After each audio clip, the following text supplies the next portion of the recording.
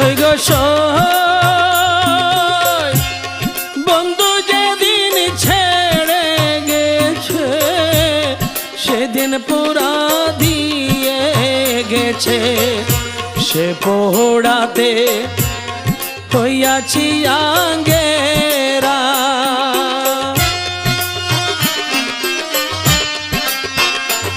সৈগ সই বন্ধু যেদিন ছেড়ে গেছে সেদিন পোড়া দিয়ে গেছে সে পোড়াতে হইয়াছি আঙ্গেরা শুন রে বলি প্রাণ